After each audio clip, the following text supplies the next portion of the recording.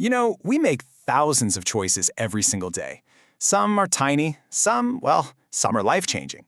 But how do we actually know which ones are good for us? Today, we're going to dig into an ancient guide that gives us a surprisingly modern way to make better choices. I mean, it's a question that can feel pretty overwhelming, right? We are just constantly bombarded with advice and trends and what everyone else expects from us. It is so easy to get lost and just wonder, hey, am I even on a path that's leading to my own well-being? But what if there was a simple test you could apply to pretty much any situation? Well, it turns out there is. It comes from a text that's about 2,500 years old, the Sevitabbāsevitabbasutta, and it presents this timeless litmus test for finding clarity. And really, it all boils down to two key concepts. So first up, you've got kusala dhamma. You can think of these as wholesome, skillful, or just plain beneficial qualities. These are the states of mind, the words, the actions, that when you do them, things just get better. They lead to less stress, more peace, and a real genuine sense of well-being. These are the things we want to grow in our lives, for sure. And then, on the flip side, you have akusala dhamma. These are the unwholesome or unskillful qualities. And you know this feeling. It's those actions or thoughts that just leave you feeling agitated or confused, maybe even regretful. They lead to harm for you and for other people. These are the qualities we want to see shrink. So here it is, the litmus test itself, and it is beautifully simple. When you're thinking about doing something, just ask, does this increase the unwholesome stuff in me? If the answer is yes, then it's asevitabba, something to be avoided. But if it increases the wholesome qualities, well, then it's sevitabba, something to cultivate. The whole point is to just honestly look at the result. Okay, so that's the theory. How do we actually use this in the real world?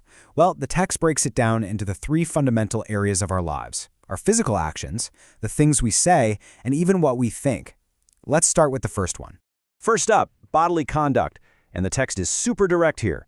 Does the action cause harm, like taking a life or stealing? Well, that clearly increases unwholesome states, so you avoid it. The thing to cultivate is its exact opposite: protecting life, being generous, and building respectful relationships. When you apply the test, the choice becomes pretty obvious. Next is verbal conduct, or how we talk to each other.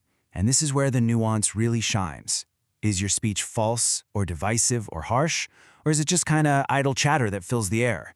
All that stuff stirs up negativity. The alternative to cultivate? Speech that's truthful, that brings people together, that's gentle, and that actually has a purpose. Again, the test just brings instant clarity. And get this, it even applies to our inner world, our mental conduct. Are you totally consumed with covetousness, just constantly wanting what other people have? Or are you filled with ill will, secretly wishing them harm? Those thoughts, they're corrosive. The skillful alternative is to actively cultivate contentment with what you have and goodwill, genuinely wishing for the happiness of others. Now, if you're thinking, okay, this is just a solid guide for personal ethics, you'd be right, but you'd also be missing the most profound part of this whole teaching. This principle goes much, much further. Yeah, it expands from just what you do to literally everything you interact with, what you see, what you hear, where you live, and yes, even who you spend your time with. This is where it gets really, really interesting. I mean, the scope here is just staggering. The text says to apply this exact same test not just to your actions, but to everything you experience through your senses. It even includes the town you live in and the people you hang out with. It's a radical call to consciously curate every single input in your life.